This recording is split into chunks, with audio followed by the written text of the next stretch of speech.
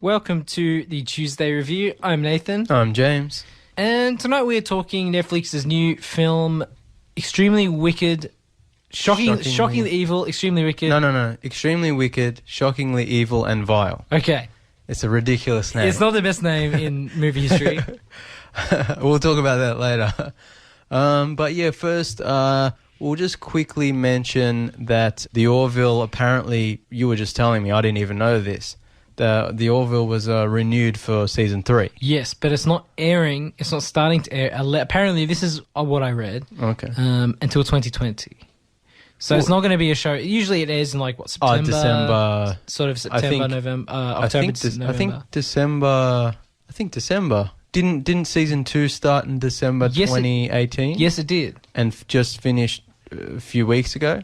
So the normal schedule would be this December and then into 2020, but it's probably just been delayed till fully into 2020. They're pushing it back a little bit, which is fine. Yeah. I mean, surely it won't be that long compared to some TV shows that take 2 years off. But that's good because we were talking, I think, just last week about how we were a bit uncertain, especially with Fox, as to whether it was actually going to be renewed. Yeah, well, Fox is a bit funny with their sort of shows, and then it's never certain. Yeah, but it's good. It's good news. Definitely very good news. Cause, I'm sure the regular listeners are aware that we love this show very much. I think people figured it out. So hopefully, that's good news, and hopefully the show continues to be as good as it has been. I'm sure it will. Yeah, and hopefully they don't run it into the ground. I'd be happy with 5 seasons. I think 5 is a good number for TV shows. Yeah, you don't want it to get stale. Yeah, or Next Generation and Deep Space Nine and Voyager all had 7 seasons, which you could argue they could have kept going, but I think 7's also good for this kind of commercial TV, adventure, week-to-week adventure show. And I think, especially for this show in particular, there's not a lot of filler in this show. So that kind of... Yeah, because this is one of the good things about the Orville is that it's only 13, 14 episode seasons, whereas Star Trek was 23 episode seasons or something like that. No, there's always a reason for the episode, whether it's character development or pushing the overall narrative forward. This one, the Orville, because of the shorter seasons, it feels a little bit even though it's still very much a commercial kind of lower budget, compared to premium cable shows, TV show, because of the shorter seasons, it feels a bit more like the premium shows. HBO shows always 10 episodes or something like 8 episodes, whereas most commercial TV shows are 20, 25 episodes, which is too much. I don't care if you love Chicago Fire or even any show, just too many. The only time you can get away with a 25 episode season if it's a half-hour animated show. But even then, it's you reckon it's pushing sometimes it gets a bit much. Yeah, I guess. It also depends on the quality of the episodes. If every episode is just knocking it out of the park, which is rarely the case. Yeah, which doesn't happen all the time. So, I like shorter seasons, but yeah, I don't think out of season 2, I don't think there is any episode that I would cut out. No, I think season 2, almost every episode was really good. So if they can keep that up for season 3, even if they get a bigger episode order from Fox, Fox wants 15 or 20. If they can keep up the same quality, that would be great. But again, like I said, it starts to get too many after that, and they might sacrifice some of the quality for quantity. Definitely. And have you heard the recent news about the Picard Star Trek show? There's been more news? Yeah, so in America it's CBS or whatever. Yeah, All Access. All Access. Outside of America... Netflix? No, Amazon Prime. So they're breaking up. That's weird. It's very weird. So Amazon must have outbidded Netflix or something. But it's I guess, but it's especially weird considering now they're breaking up the franchise into 2 different streaming platforms. Unless, rights. We talked about rights issues, I think, a couple of weeks ago, where it's this really confusing. So Star Trek Discovery It's Netflix. Is on it's CBS. paid for by Netflix too. Yeah, but that was I guess that was a was that a co-production with Netflix? Yeah, because Netflix fronted a lot of the money. So maybe. But what would the internal discussions have been like? I don't know. Like, I imagine Netflix must feel slighted by this. Yeah, that's what I'm saying. I'm like, I thought the natural place for it to go internationally would be Netflix. Yeah. But I guess not. No. So it's going to Amazon. That's weird. Oh, well. I mean, but it's like, it's not great. Like, I'd rather have it all in one. Yeah, all in one place. Because all the other Star Trek shows, all the older Star Trek shows are on Netflix. So, yeah, that's weird. This will be the one show. And I think... It'll be the one show that's not on Netflix. Yeah. Huh. Just a little bit of sort of news. Yeah, that's interesting. I'll be interesting to see where that show goes because I'm not really looking forward to it. As much as I love Next Generation and Picard, I feel like they're going to screw it up. Maybe. Unless maybe they'll pull a Cobra Kai. Maybe, but I doubt it. Fingers crossed for the Cobra Kai. The way Star Trek's going, it's like that's the thing. I was like, maybe this can save us from what the terrible other Star Treks. But I'm like, nah, they're gonna screw it up. Yeah, 100%. And I don't like the idea of bringing Picard back. It feels wrong. Yeah, it feels kind of cheap. And on other renewal news, did we discuss last week that Cobra Kai got officially renewed for season 3? Yeah, we did. Okay. Yeah, and it's had over 30 million views. And it deserves every 30 million more. Like I said, if Cobra Kai was on Netflix, everyone would be watching it, everyone would be talking about it. Because it's on YouTube Premium, no one cares. Yeah, but it's definitely worth watching. Okay, yeah, I guess moving on. Should we move on? Yep. I saw, before we move on to the main feature, just like I guess a mini review. Spoiler-free mini review. I saw Detective Pikachu. I did not see it. I was curious, but not curious enough to... Well, our good friends on the show, Alan and Jake, and my brother, somewhat, were like, I really want to see this. Like, Alan and Jake are massive Pokemon fans. So they're like, I'm going... I'd heard good reviews before going to see this. Everyone I've talked to who's seen it says it's really good. So, look, the good reviews and the sort of positive comments buttered me up a little bit to go see this movie, but I wouldn't need it too much convincing. Ryan Reynolds is a funny guy. He's a crowd pleaser. He's a crowd pleaser. I went in and I've really enjoyed it. I love Pokemon and it looks okay and everyone's been saying it good, but sell it to me without spoiling it. Sell it to me like in my cynical. Okay, aesthetically, there's a lot of heavy, and this is going to sound weird. There's a lot of heavy noir elements. Oh well, it's a detective movie. Yeah, no, but like it's sort of billed as a family movie. But it's got that... We were talking off-air once about how a lot of the older movies, there's smoke in the shot, it's hazy, it's cool, there's like more... It's not clean. Yeah. This movie's not clean. For a Pokemon movie, that's the last thing I would have heard. But thought I'd hear. Like they're in an apartment and there's light shining in, and it's sort of like they definitely took inspiration from like classic film noir. Even in the trailer when that bit when what's the main kid's name? Tim. Let's call him Tim. When Tim discovers that Pikachu can talk. And it's like got the classic like Venetian blinds. That's sort of the stuff I'm talking about. And the shadows. And when he enters his dad's apartment for the first time, there's that fake noir crime movie that plays in Home Alone. They play that on the television. Oh, really? That's funny. And we were laughing because it's the same fake scene from the same movie. Does that mean in the Home Alone universe, the Pokemon universe, it takes place in the same... I guess so. So next time you watch Home Alone, look out for Pokemon. Man, Macaulay Culkin and Pokemon movie, I would be down for that. That would be dope. Joe Pesci as the voice. After Danny DeVito, Joe Pesci is the clear winner for the voice of Detective Pikachu. Yeah. But they went with Ryan Reynolds because he's a safe, he's a safe, family sort of bet there. There's a lot of noir influence throughout the entire film, which I liked. Yeah. Visually, I would say 90% of the CG is well done. Yeah. 10% is a bit rough. Like, there's some sort of large-scale effects that don't hold up that well. Yeah, I saw that in the trailer, and there's, like, a mountain blowing up or something. I was kind of like, what are they doing? There's sort of like a mountain breaking up, and it doesn't look that great. Yeah. But most of the actual Pokemon look amazing.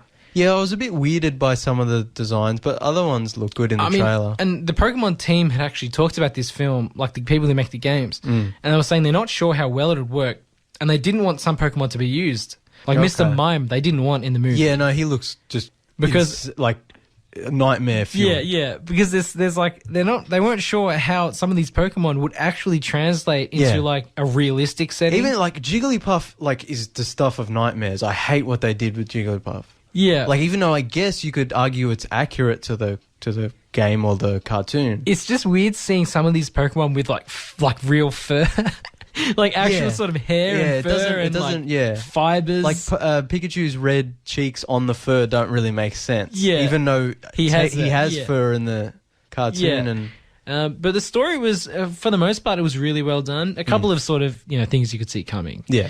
But that's it's kids. It's a family movie. Yeah, It's- I've heard it skews more to a kiddie. Like obviously it's a family movie, like a kid friendly movie. But I've heard it's like more of a kids movie than maybe some of the other animated movies. Yeah. that sort of lean towards like an adult. Yeah, no, definitely. Does that make sense? It does. It's very kid friendly. It sort of skews a little bit towards more of the kids angle. Yeah, But it is Pokemon. yeah. I mean that That's makes sense. But see, But there's enough jokes yeah that like Ryan adult Reynolds sort of humor, makes yeah. that some of them surprise me a little Yeah. bit, and I won't say them on the air. Yeah, But some of the jokes that Ryan Reynolds gets away with, yeah. it's also like pushes That's- the boundary of that. That's PG. a lot of kids movies. You know, Yeah, they like- try to get away with the innuendo and Yeah. stuff. But one of the things that kind of weirded me out about the movie and why I was kind of like not really interested in seeing it, although eventually I'll definitely check it out. But one of the things that like put me off was like all movies now, they're going to try and start a cinematic Pokemon universe. I think they've already announced a sequel. Exactly. And assuming they're going to do like spin-offs about other stories and so on. And I just thought like starting with Detective Pikachu feels like a weird choice. Like It depends where they want to go for the sequel. that's true. Like, but because for me, like I like Pokemon as much as anyone else. But for me, what I like about Pokemon is the battles and the collecting. You know, like you got to catch them all. This movie is about Detective Pikachu, which is a video game, but it's about Pikachu who solves crimes.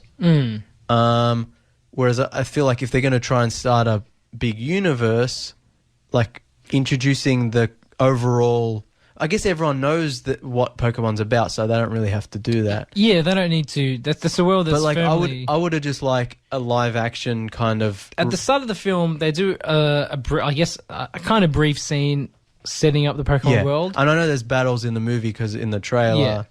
Yeah. But they allude to one of the cool things is like a little sort of hat tip to the sort of games. In like the intro, they're like, and people used to fight the Pokemon in giant stadiums and like sort of like a college. It was like a giant. There's a scene of a giant stadium where there's a guy that looks a little bit like the main character from at least the early video games. Yeah. In the same sort of outfit, throwing a Pokemon, and that was like a sort of like a little nice Homage, nod to the yeah. games, a little nice So homage. I mean, I don't want you to spoil it, but so it take place in a world where people no longer do that.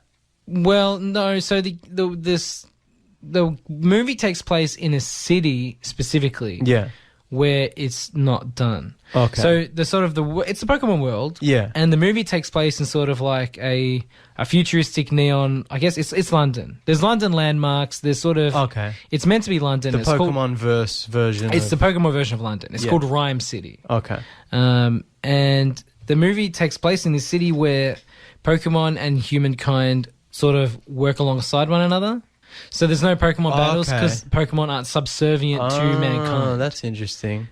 So there's a story reason why they don't do it. It's not Yeah. because it's outlawed or anything. It's Yeah. just not what they do in that city. In that place. Um, See, yeah, but I guess if they do a cinematic universe, then they are going to have to. they could do that elsewhere, yeah. I guess they could introduce that elsewhere. It's different. Yeah. But sort of, yeah, Pokemon and mankind cooperate and sort of, it's like, all the Pokemon have their different strengths, which they can help sort of, Yeah, like, work towards a better future together with those strengths. that's interesting. It's kind of cool. The way it plays out in the movie is cool. Yeah. See, that's another thing with Pokemon is if you actually think about it, it's crazy. Like fighting animals and like Oh, yeah, Peter hates it. forcing them into like little balls. It's like insane, but it's like that's not what it's about. Like you have to get over that part. But then it's like if this movie is kind of trying to deconstruct that, But then I guess that's interesting. I don't know. I'll watch it eventually. Like at the start, the main character tries to actually catch a Pokemon. Yeah. And he can't. Just because of bad luck or whatever. Yeah. But it's like, so it's established in the film that like this practice does take place outside this city. Okay. But there's still like this underground Pokemon fighting. Yeah. And Well, yeah, that's that like was in the pretty cool. trailer. Yeah. No, overall, I liked it. Okay. I'd give it a watch. Yeah. Yeah, I've heard it's good. I'll check it out eventually. When it comes to a streaming service. Maybe. Yeah. I think I got a Village gift card somewhere. I might maybe catch a matinee cheap session or something. No, look, I think it's worth it. Yeah, I'll see how it goes. Yeah, I just wasn't sold on it. Should we move on? Yep, moving right along. Yeah. Extremely wicked, shockingly evil, and vile. I think we got it right that time. Yeah. I'm going to double check. Double check with our notes. Extremely wicked, shockingly evil, and vile. Yeah, Yes. Okay. So... should we just call it Extremely Wicked, a shorthand? That's what everyone, that's what I call it, that's what everyone calls it. It's a ridiculously long title. I like movies with weird and long titles, but the way it's kind of broken up with the punctuation and the and vile at the end, it's just kind of weird and it doesn't really flow in any way. But whatever. So, for I guess people who don't know, we'll start off no spoilers, but, we'll get to spoilers quickly, or I hope so anyway. It's a new Netflix original film, or a film they, bought anyway, that's on Netflix, about Ted Bundy, who is a notorious one of my serial favorite killer. serial killers. I mean, he's like in everyone's top 5 or top 10 of, favorite serial he had killers. that charisma. Yeah, because he's like so. He's different from other serial killers. He sets himself apart. Yeah, and he was so extremely wicked, shockingly evil, and vile.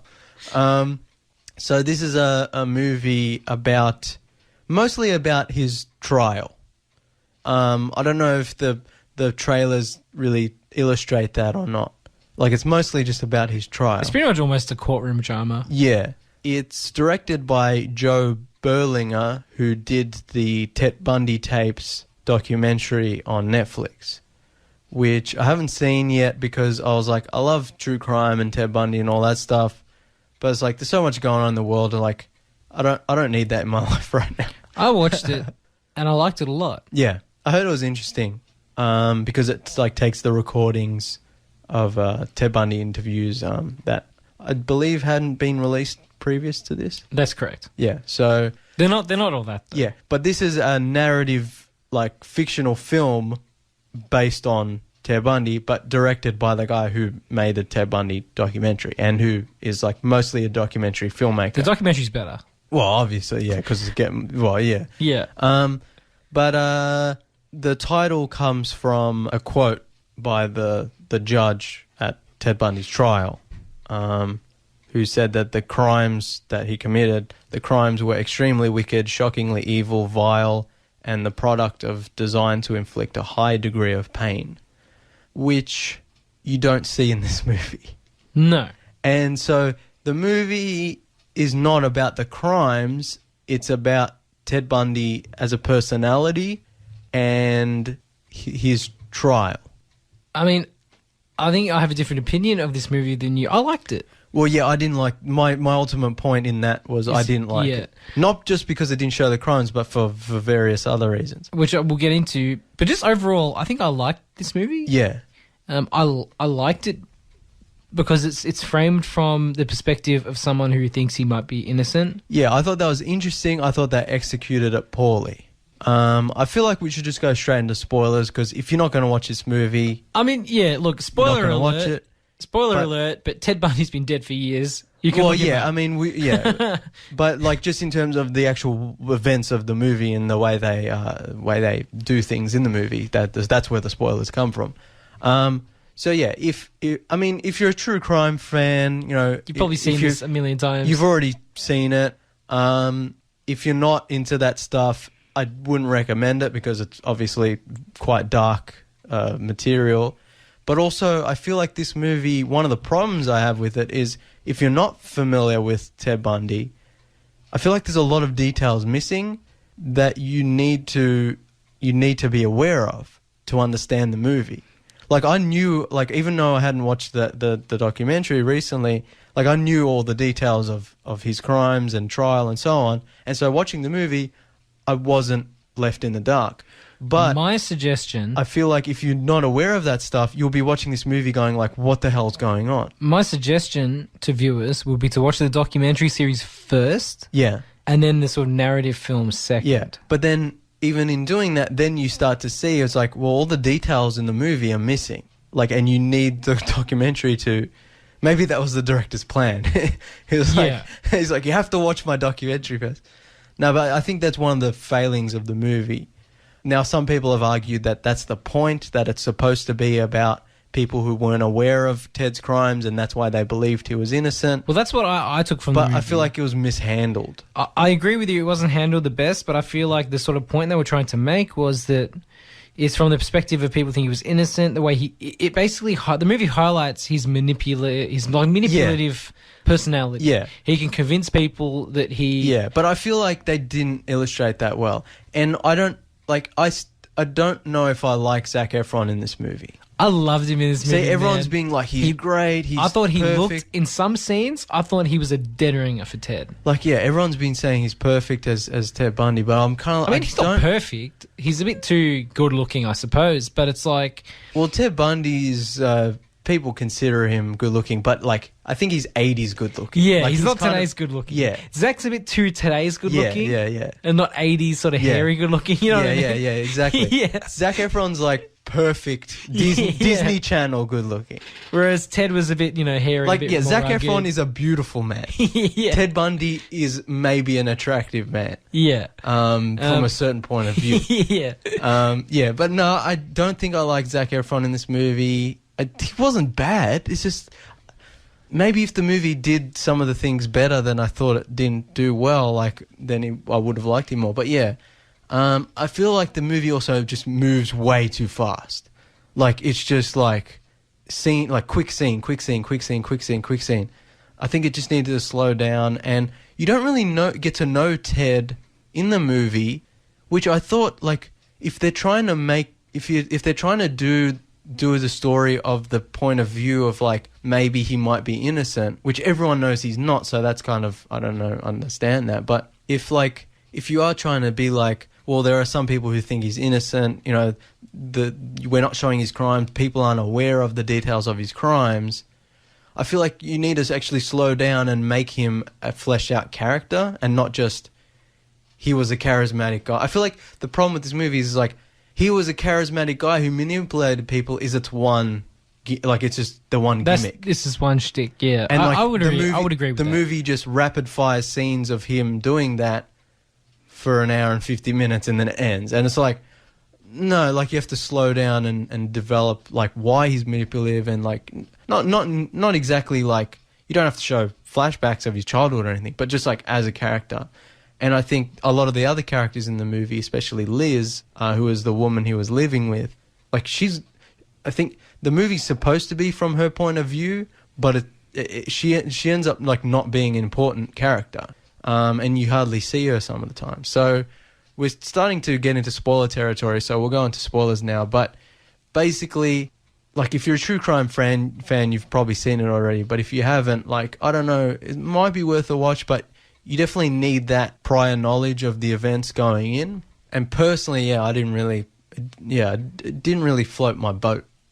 No, I can see where you're coming from. Yeah, I can. We'll go more depth into it, but yeah, it wasn't great. Yeah, look, I could agree it had its problems, but I appreciate it. I guess it's a fresh take, sort of from like a victim's perspective. Yeah, I guess it is different. It's a bit different. But yeah, look, I didn't pick up on those flaws as much, I suppose. Yeah, I mean, I've got like all shows, I've got 700,000 notes about all the flaws and stuff. But yeah, it didn't really do it for me. So I guess we'll go into spoilers now. If you haven't seen Extremely Wicked, Shockingly Evil and Vile, stop listening. Go watch the documentary series. Don't watch this movie. Yeah. And also, because it's sort of based mostly on true events. It's like we can spoil it and technically you can still watch the movie because it really happened. Or some of it obviously is fictionalized. But anyway, spoiler warning. It's actually technically the movie's based on the book that Liz wrote. Well, that's another problem I have with the movie is that it's like based on her book, so it's kind of like from her point of view, but then it's kind of like she ends up not being an important character, and then it's not well. The idea is good, it's just the execution's not good. So yes, major spoiler warning for the new Netflix film based on Ted Bundy. Extremely wicked, shockingly evil and vile. Ding ding ding, got it right. Major spoiler warning. See, when I've been saying the title, I haven't actually been reading it. I've actually memorized it because I've got it wrong so many times before the show that I've memorized it. I'd love if I listened back to that and I actually got it wrong. Yeah. As long as you sound confident while you're saying it, it's fine. Yeah. Extremely wonky and very bad. Shockingly evil, extremely wicked, and vile. Or did I get it right? No, you got it. Yeah, see? It sounds good. But anyway, major spoiler warning.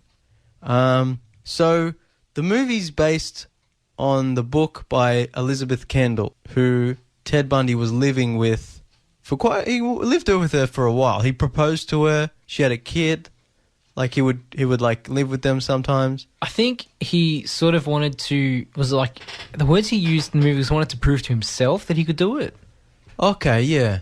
I think because obviously he didn't feel any of that sort of thing for anybody. The man's a psychopath. Yeah, he was trying to make it work. Yeah, but I think he wanted to, in his words, in either documentary or this movie, he wanted to prove to himself. I feel like, that might have been in documentary because I don't know if they explore that in the movie. I think, they talk about, in something I've seen with him, they talk about his relationship with Liz. Yeah. And how basically he just wanted to prove to himself that he could sort of have a real relationship with someone, even if he didn't feel anything. Yeah. Because that's what people do. Exactly, yeah. And it's kind of like a, what do you call it? Like a pretend, like a shield. Like it's like if you're a single guy and you get accused of murder, he's less suspicious if he's in a relationship and he has a kid. He can be like, no, I was I have a family. Why would I kill people? So, like, that's probably part of it as well.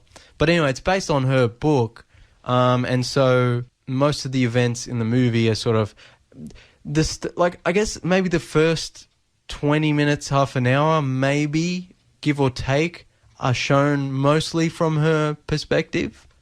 Then the movie kind of completely loses sight of her as she just doesn't become important to the story anymore.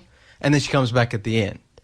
So, I mean, I haven't read the book. I don't know how close the movie is to the book. Apparently it's fairly close. I feel like if they were going to make a movie like this about someone who maybe thought he was innocent or, a point of view of someone who didn't know about the crimes or the details of the crimes, like they should have made her the main character throughout the whole movie. But then again, because it's based on real life and she wasn't really involved with him throughout a lot of the trial and stuff, then that kind of gets disconnected and you wouldn't see a lot of that. So that's, I think, one of the reasons why the movie kind of shifts from her and back to Ted and then his relationship with Carol but then the movie like loses sight of what I think it was originally trying to be, Yeah, definitely.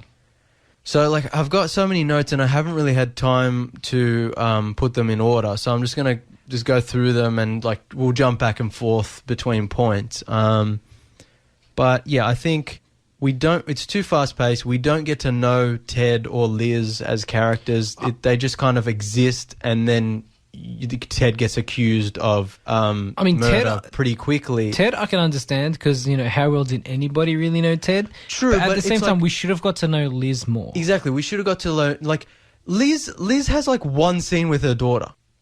Like, I think Ted and Liz interact with the daughter once each, and that's it. That was ticking a box? Yeah, and I'm like, no, like, the first part of the movie, like, if they wanted to make a movie about Liz's point of view after her fiancé gets accused of murder, like, they should have, like, made the movie about Liz and developed her and her daughter's relationship, and then have Ted come in and him be this, like really charismatic, cool guy who's good with the daughter and who comes over a lot and whatever, and then they're going to get married. And then when he gets accused of murder, it's like a shock. And then you can have that kind of thing of like, well, maybe he's innocent, even though the audience... See, that's another problem. Because the audience knows he's guilty, it's never really shocking, or like I never believed for 1 second that he might... Like, there was no sympathy for him. And I think another thing the movie's trying to do is portray him as that charismatic, manipulative guy who like tricked people into supporting him. But I feel like he's just a dick throughout the whole movie, and I didn't really understand why... Yeah, I think the director and the writer may have misinterpreted cracking a few jokes to being charismatic. Yeah, exactly. Like, I feel like that's another reason why they needed that early section of the film to be about him and Liz's relationship and the daughter as well. Like, to actually show, like, why someone would fall for his bullshit. Allegedly, he would physically assault her. And that's another thing. And that's something like, I think they could have showed that in the movie. You know what? He could have been a super nice guy, but then they have dark moments that kind of hint towards his true self. Like, he would sort of beat her and threaten to kill her, and like all of these things they don't behind mention closed any doors. of that. This is another problem with the movie. It just like there's a lot of important details that are just glossed over. Yeah, like she knew that he was a monster deep down. Yeah. She might not have wanted to admit it. No, and like later in the movie, you find out that she is the one that called anonymous tip on him, which is like his first arrest or something. Yeah, when he got arrested the first time. When he got arrested the first time. So it's like all of this was happening, and it's somewhat inferred in the movie. Yeah. Somewhat.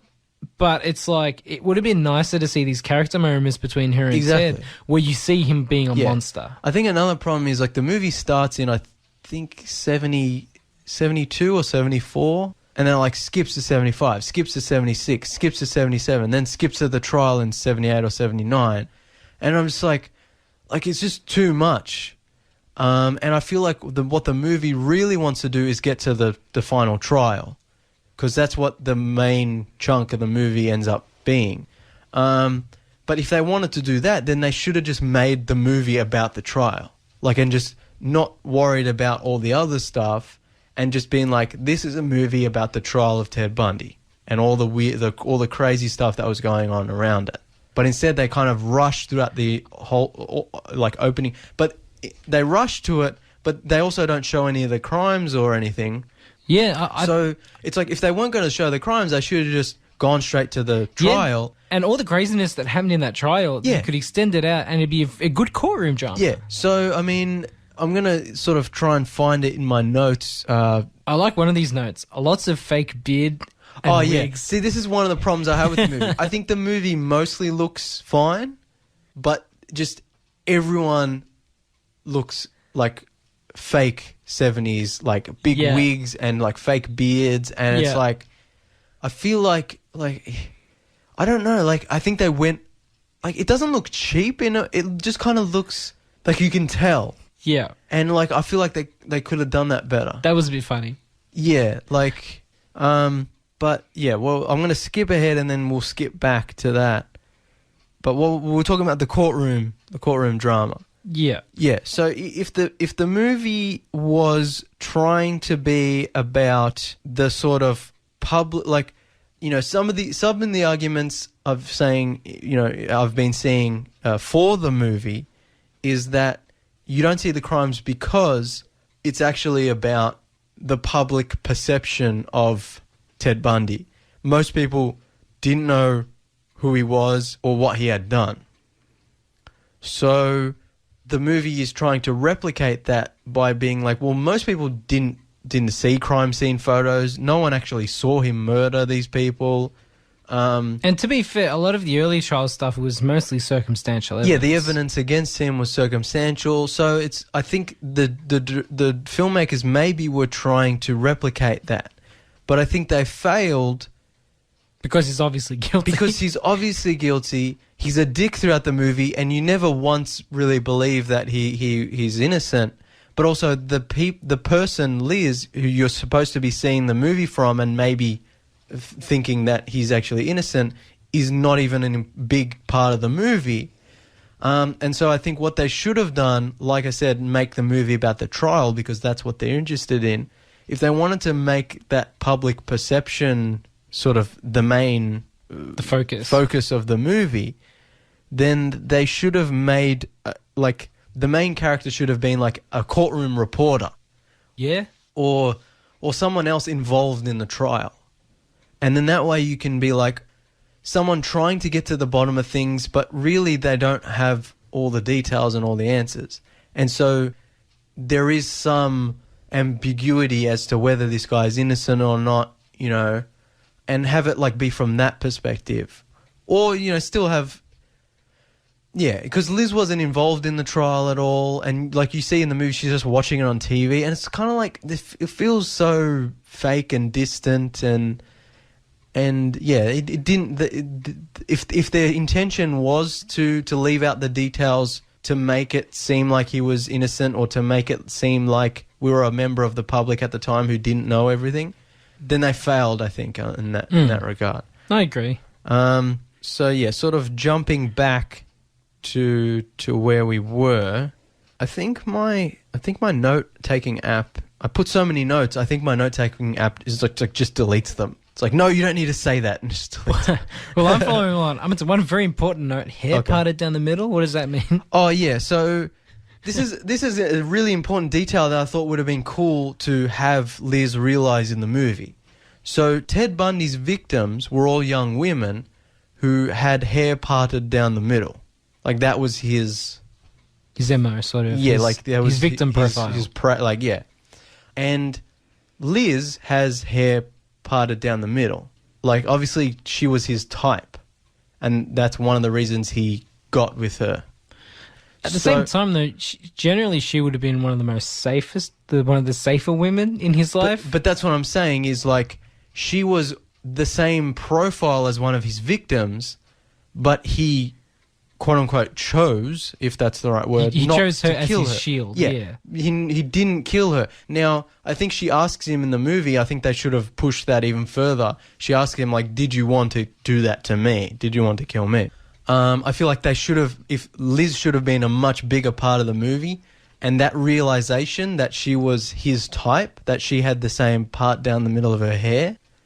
And there could have been some great... It would have been chilling. Yeah, and there could have been some great suspense moments too. Like she finds evidence incriminating him, but we never see that on screen.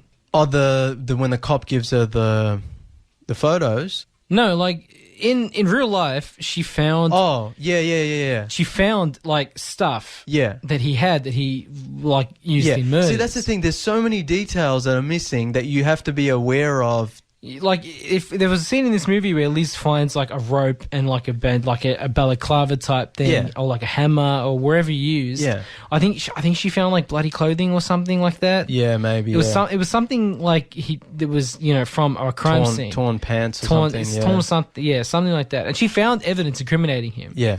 And I guess she... See, the movie should have been... But there should have been some scenes where, like, he's coming home and she's, like, looking at this incriminating evidence. The movie should have been about, like, it should have started as, like, a romantic drama. Like, a young single mother with a daughter, have scenes between them, have developing Liz's character. What does she do for work? You know, what does she like to do on the weekend? Then have this charming stranger come in, sweep her off her feet. Oh, my God, it's perfect. Have him, you know, they go on dates, they go on picnics, he plays with the daughter. Then all the killings start happening, and she's wondering, she's like, she's kind of like, oh, that's terrifying. You know, maybe we should lock the doors at night, whatever. You know, keep the daughter safe. And he's just like, nah, it'll be fine. Yeah, and he's like, no, it'll be fine. And then it goes further, and they release the police sketch of him, and it's kind of like, oh, that kind of looks like him, you know. It's like, no, it'll be fine. Oh, he drives a VW Bug. Oh, Ted drives, that's weird. It's a common enough car. Yeah. It's really not. And then, like, there should be a point where then she finds the bloody clothes or whatever, and it's like, oh. Yeah. Oh, this is bad. Because there's a scene in the movie that, like, almost is like a promise, like a little sort of taste of what could have been. Yeah. Where they're in bed. Yeah. And he's got, like, a flashlight or whatever, and he's, like, looking at her. Yeah. And, like, it's super creepy. But, like, they just play it and they just laugh and they just play it off and it's, like, never mentioned again. And I'm like, no. But that's the scene where he could have killed her. Yeah. The movie, like, it needs to, like, ramp up those moments to the point where he gets arrested and she's like, I'm out of here. But see, then because in real life she wasn't a part of the trial and that, then she disappears. And so that's why I think they should just make the movie about the trial, because that's clearly what they want to focus on. Yeah, it's two different movies, basically. Yeah, exactly. So the pre-trial and post-trial, two different movies. Exactly. They could have been done well. Yeah. But, that's not what we got. Or maybe they should have done it in parts. Like, not parts in three, like 2 or 3 movies, but parts one, within the movie. Yeah, so it's like part 1, Liz and Ted. Part 2, the trial. Part 3, death row. Something like that. Yeah. That would have been more effective. Like an epic Tarantino 2.5 hour, like chapter 1, chapter 2, chapter 3. Yeah, like a good 3-hour movie could have been sort of a bit better. That would have been epic. Because it could have been more fleshed out, more details. Yeah. See, so yeah, like I feel like the movie, it wants you to think it's focusing on certain things, but it actually doesn't. And if it did focus on those things and take those the whole way, it would have been much better. Yeah, I guess lots of fake beards and wigs. Not sure how I feel about Zac Efron. One, he looks nothing like Al Bundy. It's terrible casting. No. I can't believe we didn't make that joke sooner. Yeah, no. See, this is the problem with my notes are all out of order.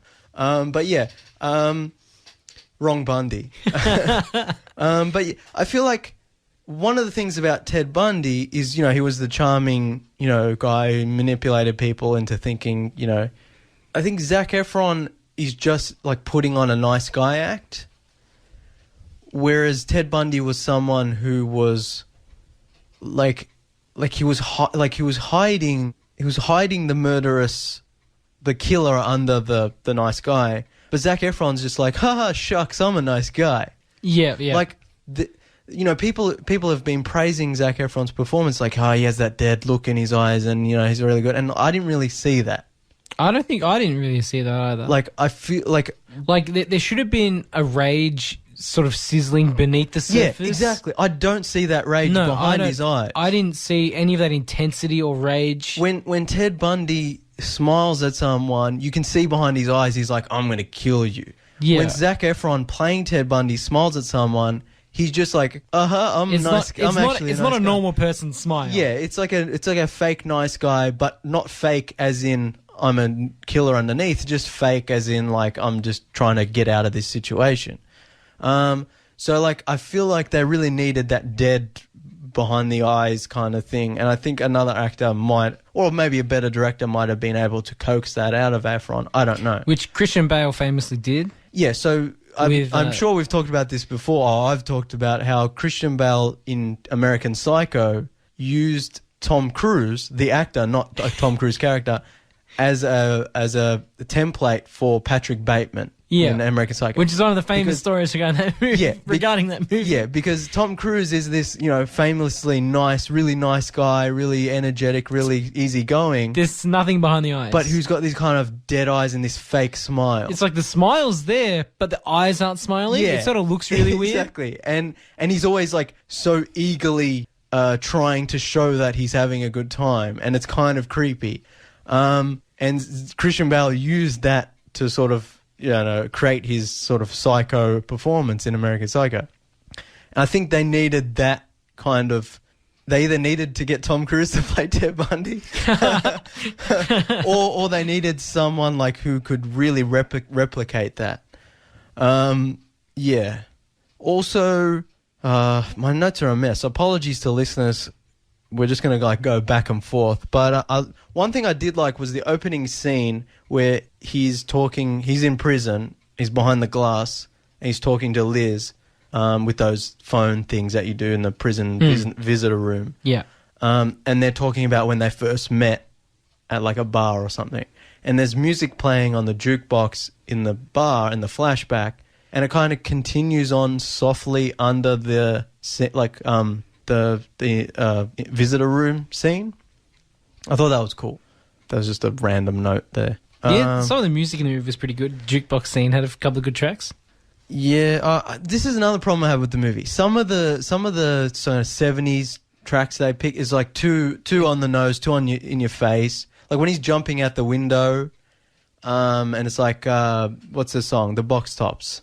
I can't remember. Send us. What's it called? I don't know. My baby, she sent me a letter. I don't know that. Anyway, they play that song. Google the Box Tops letter. Okay, we're looking it up. They play that song while he's jumping out the window, and it's like so in your face. And I'm just like, there's also one bit that like really threw me off, and I feel like in a better film would work really well. But he's like in prison, and the DA comes in to get evidence of him. Then the guy like checks his teeth, and then like Metallica starts playing, and it's like really hardcore. And I'm like, I see what they're trying to do, but they haven't earned it. Like this movie does. Like I think what they were trying to do being like, oh shit hits the fan. Like, oh, this is crazy now. This is where the trial begins. But it doesn't really work, you know? Yeah. So some of the tracks didn't really. Yeah, no, that's fair. Yeah. They didn't play well to the film. Yeah. Did you find it? Yeah, I did. What's it called? The Letter. Oh, it's called The Letter. It's called The Letter. Good. Yeah. I was like, what's it called? It's by You're the like, Google the Box Tops Letter. I'm like, all right. It's by the Box Tops, Yeah. right? Yeah. Okay. Yeah. I knew it was the Box Tops, but I didn't Yeah. know it was called The Letter. Okay. Yeah. Anyway, they play that song. That was a bit on the nose, you know.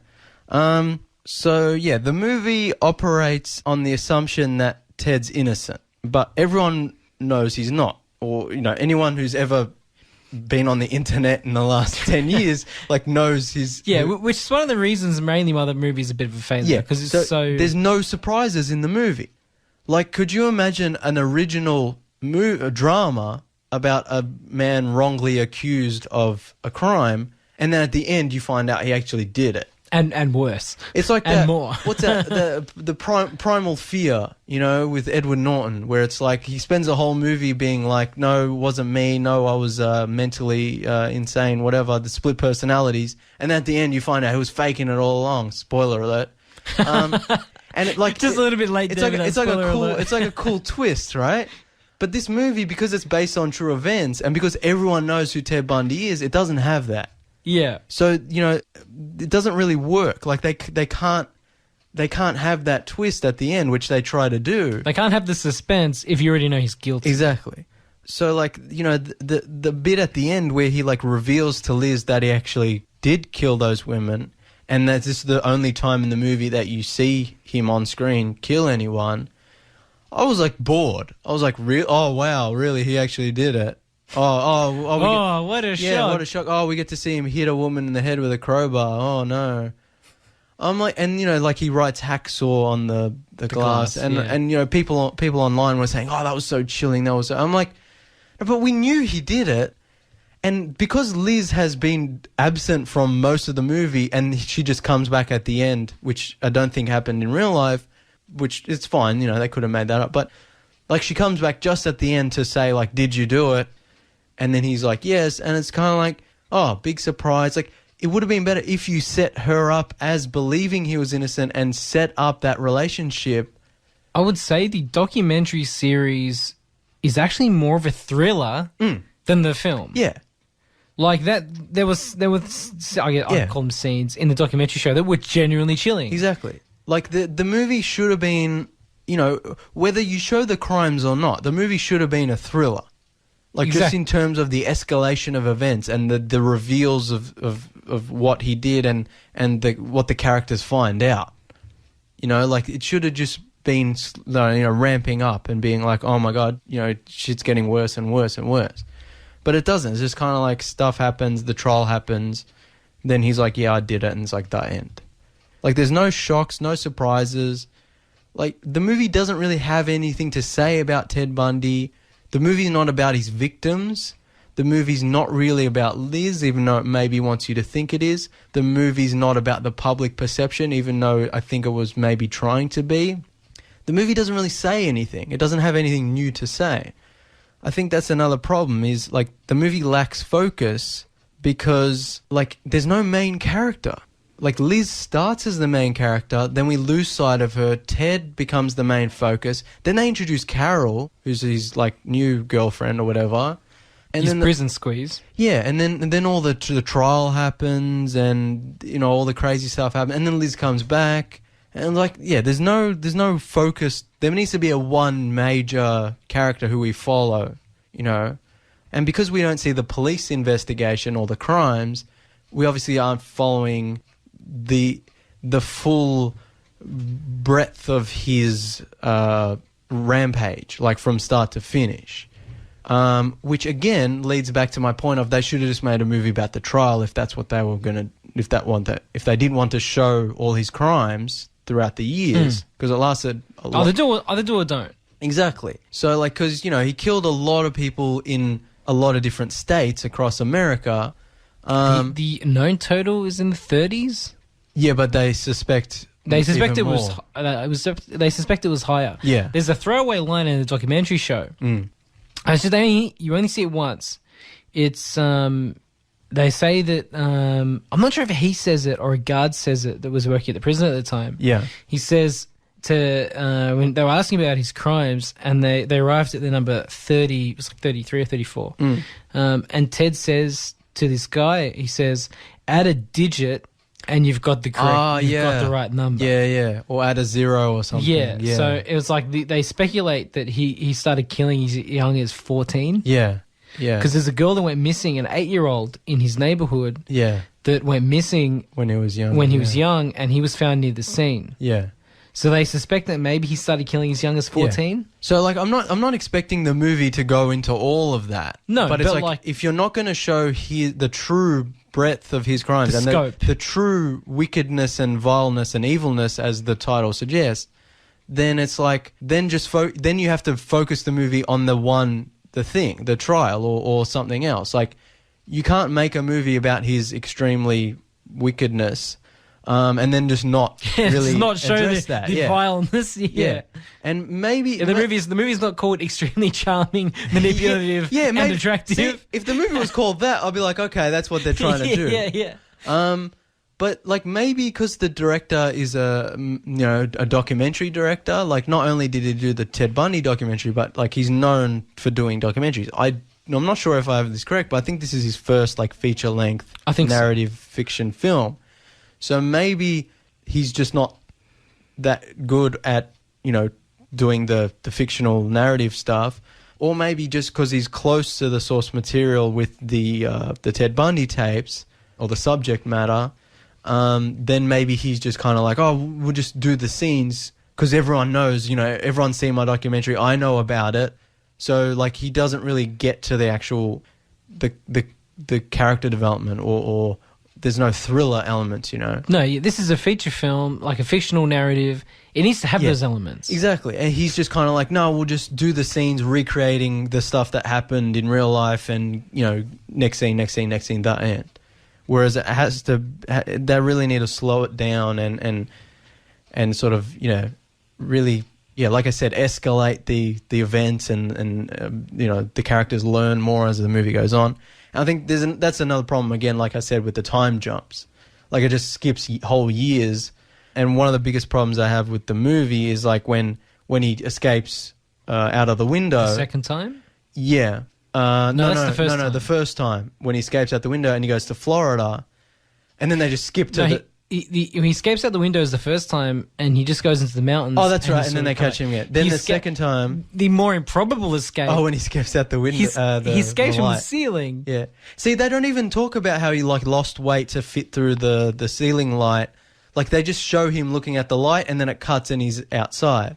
But like I don't like how they show him escape and then just skips to like the trial, his arrest and the trial.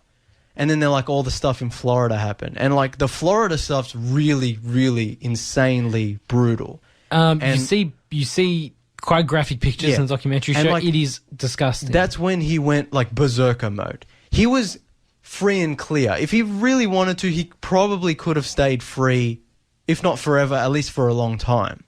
But he snapped because he's a psycho, and he like went into a Florida University sorority house, and he like beat a whole bunch of women to death with a like tree branch. Which is also kind of out of his MO. But that's the thing, like, with serial killers, they escalate. They get worse and worse the more they kill. They start off killing animals, then they kill bigger animals, then they steal things or they hurt people. then they rape people, then they kill, then they mutilate, then it gets worse and worse. And that was Ted Bundy. It's like, he escaped, he could have been free, but he had that urge and he had to go to that sorority house and just went berserker. And he went nuts. The movie touches on that. You see some photographs of evidence in the courtroom, but like, they literally just skip ahead. You know, like, there's none, like, the movie should have focused, again, it needed to focus. Maybe focus on the Florida event. Yeah, start with Florida. A couple of flashback scenes to his escapes or something. That's what's extremely wicked, shockingly evil and vile. Like, that's what the judge is referring to. Like, obviously he killed a lot of people before that. But also, one of the amazing facts about that particular incident was he went back to the scene when the cops were there. Exactly. And stole evidence. Yeah. They could have showed that on the movie. He couldn't help himself. No. See, that could have been another great suspense scene where he's coming back to the scene of the crime, but trying not to have... The movie's trying to do the thing of, like, maybe he's innocent, we don't see his crimes, Liz might think he's innocent, some of the other people might think he's innocent. But I'm like, no, we know he's guilty. We know, especially after Florida. So I think instead of him escaping, doing the time jump and then doing the trial, maybe, again, bringing it back to some of my ideas about... Make the movie about a romance drama about him and Liz and the family. Then he gets caught up in the thing, escapes. And it's like, well, you haven't really seen him do anything bad so far. And then you see him do the Florida attack. And it's like, oh, okay. I see what I'm dealing with. Like, you know what I mean? Like, it's like, oh, you know, he's a nice guy, but, like, you know, he's probably guilty, but we haven't seen him do anything on screen yet. Just in terms of a filmmaking audience watching perspective, like, we know he's guilty, we know he's Ted Bundy, but we haven't seen him commit a crime yet. We've just had people accusing him, he's been in jail. After he escapes, then if the film actually showed the Florida attack, then the audience is like, oh shit, just got real. That, I think, would have been more effective. Especially if then we also get the scenes where he's meant to disarm us with his charm. Exactly. If we've already seen... And then all the scenes preceding that of him being charming and stuff, okay, that's fine. But then all the scenes after the attack of him trying to be charming, you're like, oh, he's crazy. Like, Netflix, send us a check. We can write this movie. Every week. Send us the check. Send us a script. We'll rewrite it. Send us a check. We've done this in less than an hour. Yeah. Yeah, like, it needed to focus on something, and, you know, like, having it be about Ted was charming, attractive, and manipulated people is not enough. No. I still like the movie, but like, after talking about it, I can acknowledge it has many problems, and it would have been a better movie if it had done one thing or the other. Exactly. And again, apologies to the listeners, but to sort of go back to my point about the public's perception of Ted Bundy and the trial at the time, and, you know, how I was saying maybe it should be about a reporter reporting on the trial, and just have it be about that. Yeah, or you can make a movie sort of about the media circus around Ted Bundy and have it about, like, the cultural phenomenon of, like, all the crazy stuff that was going on. Like, people were printing, like, Ted Bundy T-shirts and, like, little buttons and, like... you should see the circus and basically the festival ground that was happening when he was getting executed. Exactly. But, like, even before that with the trial, before people really knew who he was, like, they could explore that media circus aspect and then ramp that up again, the escalation, the ramping. At the end, when you see him get executed, then it fully comes to fruition when people are celebrating his execution with, like, flags and parades and fireworks and whatever, you know? Yeah. Like, that could have been what the movie was about. The movie needed to pick one thing. Definitely. Or pick a couple of things and develop them. But we're out of time. But we got a few more things to talk about. So if you're listening live, thank you very much. Stick around, because Matt's up next on the radio with his show, Car Talk. If you're listening to the podcast, we'll be back in a sec. Okay, so we're back, and I think what we were talking about when we went off air, the Florida attack, I think. How the movie should have picked, the big one side or the other. Yeah, like when he goes into berserker mode, but there's also the scene, I think, just when he gets arrested for the Florida attack, where he, like, attacks the cop. And I'm like, well, at that point, everyone knows he's guilty. And that's like halfway through the movie, but then there's all the trial to go through. And so it's kind of like, at this point, we already know. So again, sorry to repeat myself, they should have just made the movie about the trial. Yeah. And don't worry about all the stuff before that, because you're not showing the crimes. He's a dick before that, and he's clearly guilty. So just like start the movie during the trial, like make it about the trial. And isn't like the movie's sort of a courtroom drama, but you could make it like an actual courtroom drama with and actually the lawyers could be characters instead of just caricatures, which is what they are in the movie. Yeah, and I think a lot of the problems I have with the movie is that the trial, which is quite a big focus of the sort of second half of the movie, it's not bad. It's not technically bad. It's just, it felt very stagey because they were basically just recreating the footage, the real life footage with actors. Yeah. So it's like, because Ted Bundy's trial was one of, if not the first trial. It was the first televised. Yeah. Televised, like filmed, like, so that they actually had reference material. So usually a trial that based on a true event, that would have to make it up. But because they actually had reference material for how it actually went down, not just the court transcripts, I feel like they were just recreating it, but as a fictional movie, like, so it felt very stagey, like along with the beards and the wigs, like, just like, having his mother on the stand, testifying, like when you watch the actual footage of that, it's a very strange, eerie thing. And when you watch the actress playing the mother do that in the movie, it feels very weird, like very stagey, And I think one of the big problems with the trial scene is that John Malkovich, who plays the judge, is completely miscast and seems to be phoning it in. Now, paycheck's a paycheck. If you could get John Malkovich for your movie, you would get you'd get John Malkovich. Like, I don't think you'd not get him. So I can understand why they got him, but I feel like it's just a case of John Malkovich is interested. Oh, get him, but he's not right for the role. Now it's even more obvious that he's not right for the role because we have video of the real judge. Like we have the court. Footage. Yeah. So it's like he's just not convincing. Like the judge, like the real, like some of the stuff that happened in Ted Bundy's trial is crazy. Like it's insane. Like the man fired his lawyer and represented himself reasonably well. Yeah, exactly. And the judge even commended the judge him liked for him. it. Yeah. And like there's all these like now, I don't know if legendary is the right word, but there's this this happened in real life. Like him and the judge would have like verbal sparring, like banter, sparring sessions, like, just banter, like, don't shake your finger at me, young man, when he's, and like, this is like for true crime fans, this is like legendary stuff, like Ted Bundy's trial.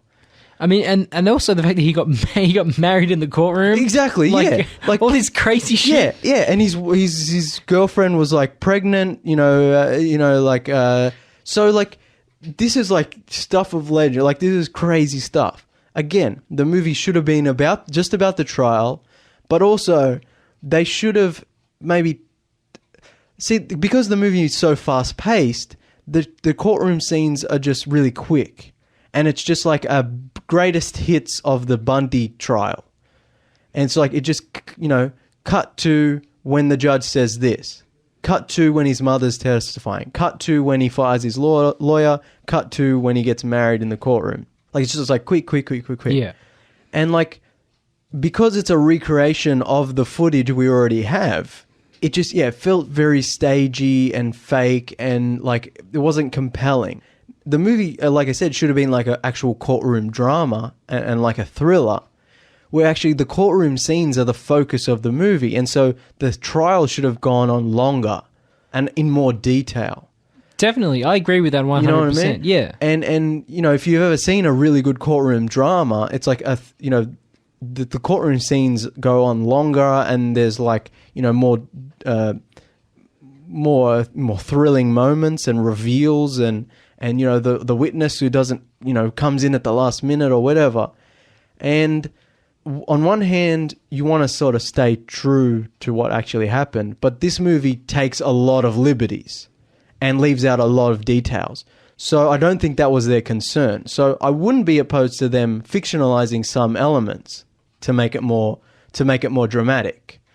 But yeah, like what they end up doing is just kind of recreating the footage we already have of the real, which they show during the end credits. And also because John Malkovich is not right for the role, you can't really, and because he feels like he's phoning it in, it's like, it feels like he's just repeating the lines that the real judge actually said. Does that make sense? Yeah. And like, there's not in a million years would I believe John Malkovich would say, bless your heart. When the judge says to Ted Bundy, you know, bless your heart. Like, the real judge in the Ted Bundy trial had that kind of wholesome southern, you know, gentleman quality. He had like thick glasses and was like a heavy set man. And the way he talked to Bundy, it had that kind of, but Malkovich, he's known for playing villains.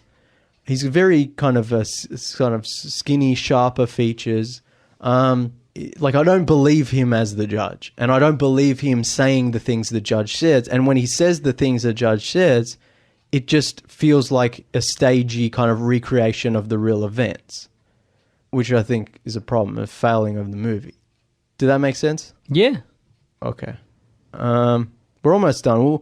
I'll shut up soon for listeners for listeners who are annoyed. See, this would have been a better show if you'd have watched the documentary as well. Well, see, because like I've read The Stranger Beside Me, so like I know all the details. So I just haven't heard the recordings, or I've heard the recordings like on YouTube and stuff, but I didn't watch. You know the the events, but it's like, because it's from the same director, it's sort of a good comparison. Yeah, that's true too.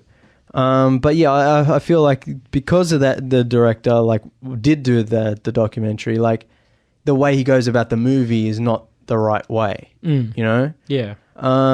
Like, you know, like even in terms of like, you know, like I said, I wasn't sure about Efron as Bundy. You know, Lily Collins as Liz is fine, but she's kind of left out a lot of the movie.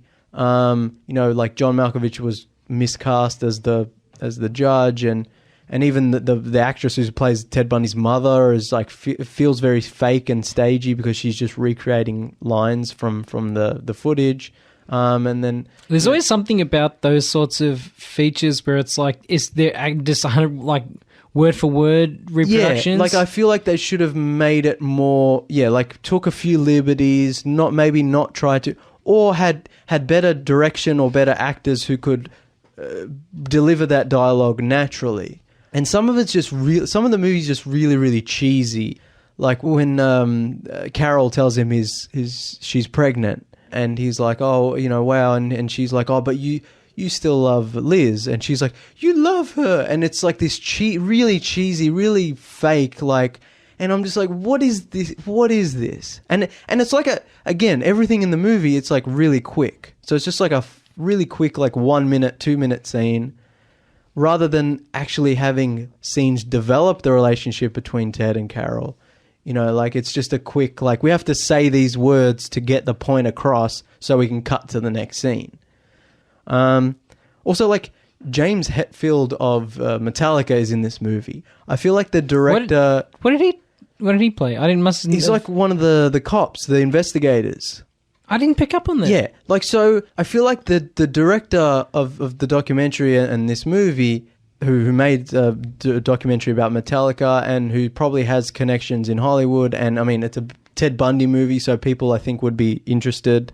So I feel like he's just been like, oh, whoever wants to be in this movie, whoever's like an established actor or musician or whatever, I was like, yeah, well, let's get him in, you know, let's have him. And I feel like when you're making a movie like this, you have to like either cast to be realistic to the real life people and cast people to match the real life people, or you just have to cast for some sort of authenticity in the performances and not, Definitely. you know, like, Yeah. they don't necessarily have to look like the real person. You either do that, you either look like the real person, or you do like, we just need to get someone who's actually just really good. And I think what they did a third thing where they're just like, let's just get some big names in there. Let's just get a couple of cool people in there, you know? And it doesn't They work. did the Adam Sandler route. Let's just get my buddies in. Yeah. Adam Sandler as Ted Bundy, Kevin James as the judge, Rob Schneider as Lisa. as Liz. Yeah, Lisa. David Spader David Spade as Victor. Carol. Yes, Carol. Who else is in those movies? Steve Buscemi would have to have a cameo. That's a movie I would watch. And in Netflix, it's a Netflix connection. You know, they got to deal with Adam Sandler. Yeah. Also, Haley Joel Osment is in this movie. Plays Liz's co-worker Jerry, who's not is not based in real life. So they added this guy in just for fiction for the story, but it doesn't really. He's just there to be like a shoulder for Liz to cry on, and to when she becomes obsessed with Ted Bundy's trial, and he's just like, you know, you should get over him. And her Do you want a sandwich? Yeah, and her being like, no, I can't. And then Ted calls the house, and he's like, who's this? And it's like, it's Jerry. And it's like, tell Liz I love her. And he's like, you're killing her. It's like really cheesy, melodramatic. And then at the end, I guess, you see her in a sort of happy life with her kids who've grown up. And it's like, oh, well, she did get over it. And I'm like, we didn't need this Jerry guy. I love Haley Joel Osment as much as the next guy. Yeah. This is like, oh, we can get Haley Joel Osment. Let's get him in for a small role. And just have this kind of, you know, and Liz, like I said, Liz just doesn't become important to the movie. And so all his scenes with her is like, I'm like, why are they having her get over Ted by dating this guy? It's if at this point she's not even important anymore, and now we're in the Ted Bundy full like main character trial part of the movie. It's just unfocused and a bit messy. Yeah. Think that's it. I think we've covered pretty much everything. Yeah, Nothing I can think of. You know, every time I see a movie, I have, even if I really like it, I always have like a million notes. And this is good. This is what it's about. Analysis, but real discussion. I'm not sure, like, because we only have like one or two listeners, I'm not actually sure if like people, I assume people like. We like it. Yeah, well, I mean, exactly. When I see a movie I want to talk about all the aspects of it. But yeah, like, because I kind of ramble on and on about, you know, all the details of the movie. So, but yeah, like, in the early days of the show when we were like just doing reviews and stuff, like that didn't work either. So yeah, I think it's better just to explore all the it's you know, we go a bit deeper in depth. We examine movies a little bit more closely than some of the other review sort of programs. Yeah, that's another thing. Like, I listen to a lot of, you know, movie review shows and watch a lot on YouTube and stuff, and it's like most of them are just reviews. Whereas, like, I want to, like, what I hope this show is like more of a deep dive, more of a. I think it is. Yeah. I mean, and also what I like to do with the show and why we deserve a check is like rewrite movies. We fix all the problems, and it's easy for us to do because we don't have time or a budget, you know, to stick to. But yeah. One other thing I wanted to mention is the no touching bit. No touching. And I was like, I feel like they did that on purpose, and I don't like it. Like in most movies, I would be like, that's a hilarious like reference or joke. But in a Ted Bundy movie, no touching. When they're like, no touching, and I'm like, they're doing that on purpose, right? They know they're doing that on purpose. Like, it's another Netflix original, I suppose. Again, yeah, another Netflix connection. I didn't. Yeah, that was dumb. I laughed when it happened, though. No, yeah, I was like, really? Yeah, no touching. Yeah, no touch, and they keep doing it as well. Yeah. I'm like, they definitely know what they're doing. But yeah, like overall, yeah, the movie didn't jive for me. Nah, it gets 0 yellow Volkswagen Beetles out of 5. Nah, it gets maybe 1 or 2.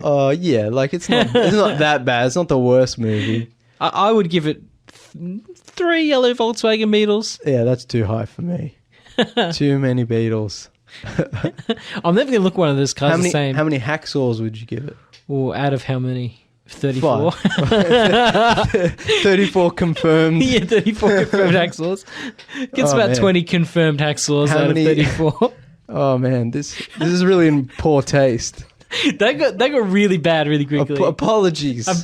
We can cut this out maybe. No, I'm leaving it in. Oh man. But on a serious note, I'll talk to you off air about this before in our break between live and podcast extended. There's a really good crime documentary called The Disappearance of Maura Murray that I saw over the weekend, which I've really, really enjoyed. It's a true crime sort of, it's like, there's a new sort of almost a new sort of true crime documentary TV, almost born out of the podcast era. Yeah, well, true crime's become a lot more mainstream. Yeah. I mean, it's always been popular, but now it's like really mainstream. Yeah, it's like, it's sort of, this is a sort of podcast tinged sort of TV doco. Yeah. And it's like, it involves some podcasters who've done previous research, but it examines this mysterious case of this 21-year-old Maura Murray who went missing after a car crash in New Hampshire. Yeah. In like a small town. And she was never seen or heard from again, ever. And there's like they examine it really in detail, all the different theories about where she might have gone or what happened to her. I highly recommend it. It's very interesting.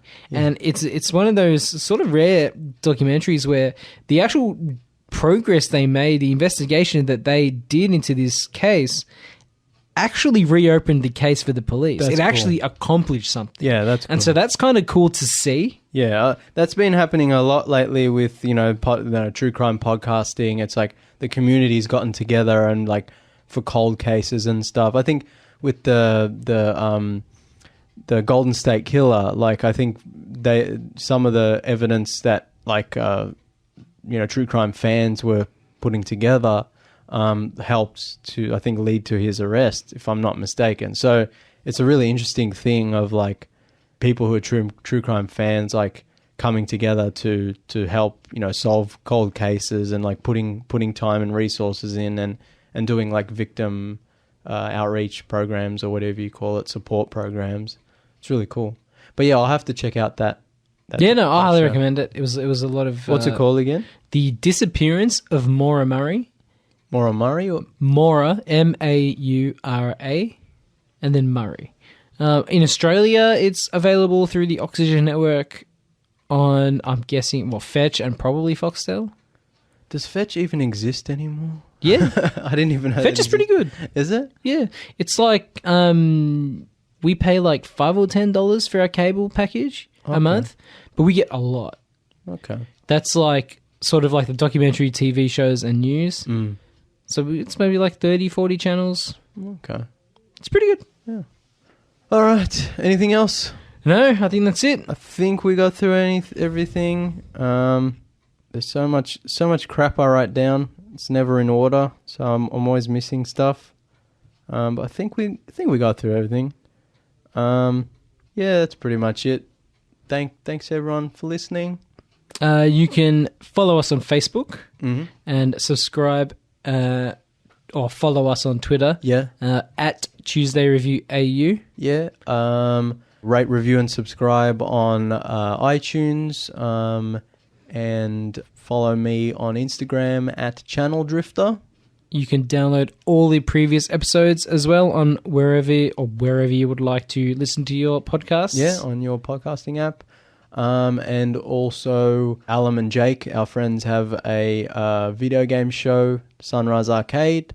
So like their page. And you can usually catch me on the show as well. Yeah. Usually. Listen to their podcast. And our friend Matt has his show Car Talk, TORQUE, like his page and listen to his podcast. I think that's it.